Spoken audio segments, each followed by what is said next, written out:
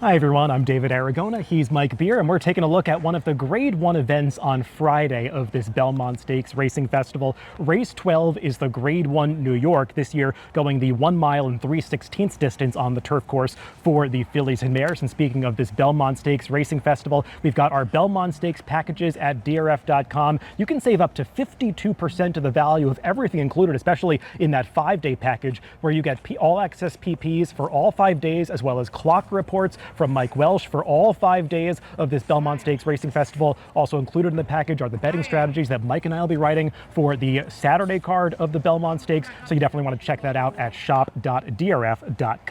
Well, Mike, the stars have really come out for some of the Grade 1 events between Friday and Saturday of this Belmont Stakes Racing Festival, and with that, you're going to have some heavy favorites, and that is definitely the case in this New York with the number 8, She Feels Pretty. I mean, she's just been so good. I mean, she was good right from the start, but they've added blinkers for the last 3 starts, and it just seems like it's really made a difference. Just absolutely dominating. A couple of Grade 1s in there, an easy win on Oaks Day the last time we saw her. I mean, a Grade 2. Just way the horse to beat. You made her a very short price on the line. It's going to be difficult to beat this filly, not just because she's got a real edge and ability over this field, but also because she's so versatile with her running style. We'll take a look at the Timeform US pace projector for this New York, and she's got the ability to close from the back of the pack. She can also sit up close to the pace, Mike, and I imagine in this field, going the 1 mile and 3/16 distance, they're probably going to look to use her a little bit from that outside post to get into a stalking position. Yeah, that's the great thing about her. You're right. I mean, to me, the pace of this race was pretty hard to decipher. It just doesn't feel like they're going to be going fast at all early in this race, and that's just not going to affect She Feels Pretty in any way, shape, or form. I wouldn't even be surprised if Johnny V just came running out of there, and he could even make the lead with her if he wanted to. Yeah, the number 5, Edict, is probably the one that has the most natural speed of anybody in this field. I know the number 7, Beach Bomb, has been forwardly placed or on the lead in some races going marathon distances. Not sure she'll be quick enough as they turn back to a 2-turn race here. Let's go through this field from the rail out, beginning with the number 1, Forever After All. And she was pretty visually impressive last time, winning the Grade 3 Bewitch at Keeneland, but this race was contested over a true bog at Keeneland. It was the last day of their meet. They kept these races on the turf, knowing they wouldn't have to use the turf course again on a day when otherwise they probably would have taken races like this off. You don't typically see races in the U.S. run over turf courses that are quite that soft, and she absolutely relished it. But she is a horse that's really blossomed in those 3-turn marathons, Mike, and I wonder if she's got the raw speed to handle this turn back. Yeah, I'm worried about turning back with her too. I think I'm glad that you pointed out, though. I mean, yeah, she maybe just really liked the going last time, and it made a huge difference. I mean, she just walked right up on those horses and romped through the stretch. But even before that, I mean, she didn't win all of those races down at Gulfstream, but man, did she run well in all 3 of those starts down there. A couple of tough trips in the mix. She got the job done in another one of those horses. She's in really good form right now. I'm not sure if this is the right spot. It is nice to see her having won 2 of the last 3, because for a long time she was a horse that could do no better than pick up minor awards in some of these races. The number 2 is Immensitude, who actually chased home Forever After All in that Bewitch last time, and chased in vain because she ended up 15 lengths behind that foe at the wire, and the entire field was spread out, and I think a lot of fillies and mares in that race just failed to handle the turf course, she being one of them, Mike. But even if she gets back to her better efforts, it's hard to make the case that she stacks up against these. Yeah, that was the thing I had too. I mean, you can be lenient for the Bewitch last time over that kind of a surface, but why would you like her off of any of her other races against a field like this one, David? I mean, I actually had some pretty high hopes for her when she got over. I thought she was really improving at the end of 2023. When she got over here last year, I thought maybe there was some potential here. She just hasn't panned out so far. The number 3, Gimme Another, chased home the favorite She Feels Pretty last time out in the Modesty at Churchill Downs. This is a horse who was undefeated in her native South Africa, going 7 for 7, and since coming to the U.S. in the Graham Motion stable, she's had to settle for second twice in a row. Both of them have been good efforts, though, Mike, including the Modesty last time, where I don't think she was ever beating She Feels Pretty in that race, but you could see that she had a ton of horse coming around the far turn, and it felt like Jose Ortiz was just a little too patient, and the race just got away from him by the time he actually angled out in the stretch. So I could see her closing the gap a little bit. I just wonder if she can close the gap enough. I have the same opinion of her that you do. I mean, I don't know what to make of those South African races, but obviously she was just winning those races as easy as can be. I think she's run well in both of her starts since she got over here. Can she close the gap on She Feels Pretty? I don't know, but she ran really well last time.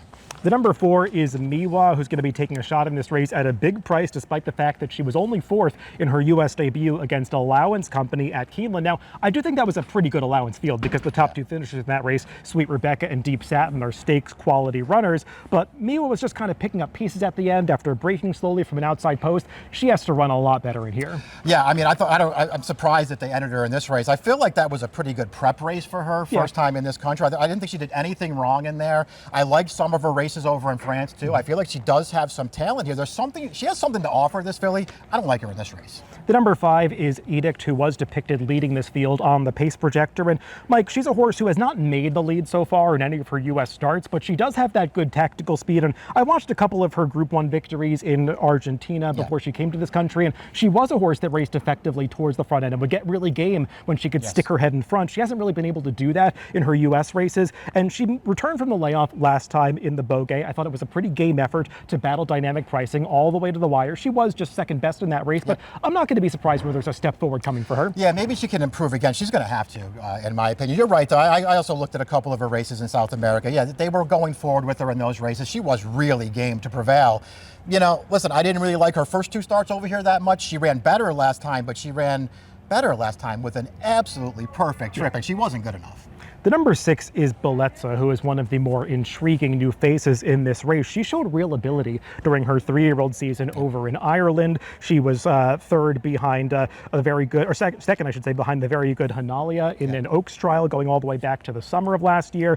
And she won a stakes on the synthetic before coming to the U.S. And Mike, we'll take a look at her U.S. debut in the Sheepshead Bay after she switched into the Clement barn. She was totally ignored on the tote board that day, 10-1 in a 5-horse field, but she was clearly superior to that group because they just crawled up front. That was a race that you would think would be a total merry-go-round based on the way that they ran it through the early stages, but she just rocketed past that field up the rail once she was let loose in the stretch. I think she came home her final quarter mile in 22.2. So this horse has some real finishing speed on her, and I actually don't mind her turning back slightly. I don't mind her either. I mean, you're right about the Sheepshead Bay last time too. I mean, she's the longest shot on the board in that field. It's not like it was some kind of super strong field, and she came over with good form. I was really surprised that she was that price in that race, and she won as easy as you were describing in that race too. I don't mind her cutting back here. She's got something to offer in this race.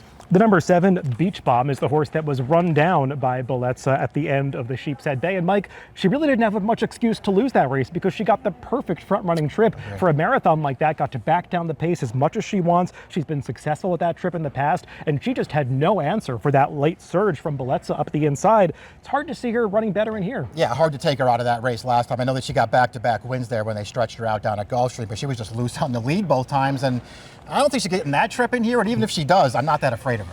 Rounding out the field on the outside is that likely heavy favorite, the number 8, She Feels Pretty. And as Mike was alluding to earlier, since Cherie DeBeau applied the blinkers after her loss in the Lake Placid, she has not only been winning her races, she's been doing so in dominant fashion, and really, not with ideal trips. I mean, when she won the American Oak, she made this 4-wide blitz around the far turn to win that race going away. Last time out, the trip was just fine in the Modesty, and she was able to beat that field resoundingly. Mike, if she runs as well as she's been running, she's going to be a handful. Yeah, I mean, I just think it's kind of all there on paper, so I don't really feel like we need to go on and on about her, but the thing with She Feels Pretty that I like, and I'm glad that you brought up the American Oaks, because she's even better when you watch her run. I mean, she's got this instant acceleration, a big burst of speed, then she just keeps going. She's really, really good. I will say, though, John Velasquez rides her with a ton of confidence, and drawing the outside post, I worry a little bit that she's going to get one of those 2 to 3 wide trips like she's been able to overcome in the past, but we'll see if she's able to do it against a couple of very good rivals. I just like to see him come out of there going and try to make the lead. I'm sure he won't do that. It might be the right strategy in a race like this. Well, Mike, where did you land in this Grade 1 New York? You know, I looked at this race for a long time, David. I'm not going to go against the favorite. I'd hate to take a short price, but I think she's too good for these horses. I thought I was going to take Gimme Another originally, but as I was watching the Modesty again, I just felt like she was never catching She Feels Pretty. And as I looked more at Bellezza, I was really impressed by that turn of foot that she displayed in the Sheepshead Bay, and she feels like the one between these two challengers that might get a little ignored on the tote board. So I'm going to go with the number 6, Bellezza, the number 8, She Feels Pretty for Mike in the Grade 1 New York, race 12 at Saratoga on Friday. Good luck if you're playing the races later this week.